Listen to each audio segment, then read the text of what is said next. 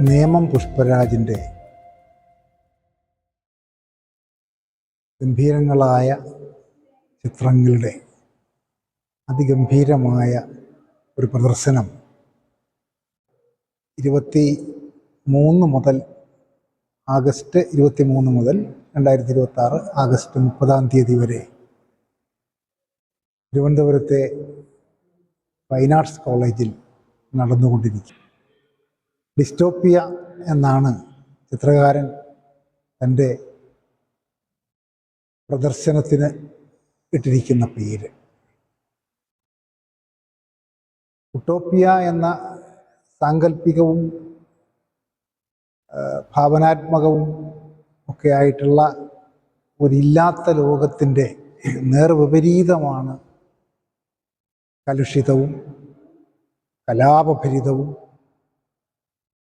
ആശങ്കാകുലവും ഒക്കെ ആയിട്ടുള്ള നാം അധിവസിക്കുന്ന ലോകവും സമൂഹവും സാഹചര്യവും. അതുകൊണ്ട് തന്നെയാണ് അദ്ദേഹം ആ പേര് തൻ്റെ ചിത്രപ്രദർശനത്തിന് ഇട്ടിരിക്കുന്നത്. ചിത്രങ്ങൾ വളരെ ആശയഗംഭീരങ്ങളായ ചിത്രങ്ങളാണ് നേമം പുഷ്പരാജിൻ്റേത്. അതിൽ കാലം പശ്ചാത്തലമായിട്ടുള്ളത് തന്നെ, അതായത് ക്ലോക്ക്, ഘടികാരം, അത് പശ്ചാത്തലമായിട്ടുള്ള ഏതാണ്ട് 3-4 ചിത്രങ്ങളുണ്ട്. പക്ഷെ 4 വ്യത്യസ്തങ്ങളായ സമീപനങ്ങളിലാണ് അത് വരയ്ക്കപ്പെട്ടിട്ടുള്ളത്. വരയ്ക്കുക മാത്രമല്ല, അതിൻ്റെ വർണ്ണ വിധാനം, വർണ്ണങ്ങളുടെ സങ്കലനം, ഈ പാട്ടിൽ, സംഗീതത്തിൽ രാഗപ്രസ്ഥാരം എന്ന ഒരു രീതിയുണ്ട്. രാഗം വിസ്തരിക്കുന്നതാണ്. അതുപോലെ തന്നെയാണ് ഇവിടെ ചിത്രകാരൻ തൻ്റെ ചിത്രങ്ങളിൽ വർണ്ണപ്രസ്ഥാരം നടത്തിയിരിക്കുകയാണ്. അത്ര ഗംഭീരമായ ഏകോപനമാണ് നേമം പുഷ്പരാജ് തൻ്റെ ചിത്രങ്ങളിലൂടെ അഭിവ്യഞ്ജിപ്പിച്ചിട്ടുള്ളത്. ഇത് മാത്രമല്ല, സമകാലികമായ ഒട്ടേറെ വിഷയങ്ങൾ, ഇന്നത്തെ ലോകത്തിലെ ബാധിക്കുന്ന, സമൂഹത്തെ ബാധിക്കുന്ന, വ്യക്തികളെ ബാധിക്കുന്ന ധാരാളം വിഷയങ്ങൾ ഒരു ചിത്രകാരൻ എങ്ങനെ കൈകാര്യം ചെയ്യാമെന്ന് വളരെ വിദഗ്ധമായിട്ട് ഈ ചിത്രങ്ങളിലൂടെ നേമം പുഷ്പരാജ് തെളിയിച്ചിരിക്കുകയാണ്. എൻ്റെ തൊട്ടുപുറകെ, ഞാൻ ആ ചിത്രത്തിൻ്റെ മുന്നിലാണ് നിൽക്കുന്നത്. ഈ ചിത്രം തന്നെ ഇന്നത്തെ ഒരു പരിസ്ഥിതി നാശത്തിൻ്റെ ഒരു സൂചനയുണ്ട്. പൂന്തോട്ടങ്ങൾ ഇങ്ങനെ വലിച്ചു കൊണ്ടുപോകുന്ന ഉന്തുവണ്ടിയിൽ ഒരു പൂന്തോട്ടം ഉണ്ടാക്കിയാൽ എങ്ങനെ ഇരിക്കും?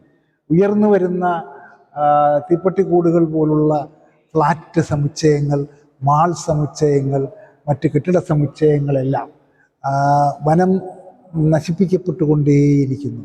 ഭൂമിയുടെ അവകാശികൾ ആയിട്ടുള്ള ജീവികളെല്ലാം തന്നെ അനാഥത്വം പേറി ഇങ്ങനെ അലിഞ്ഞു തിരിഞ്ഞ് നടക്കുന്നു.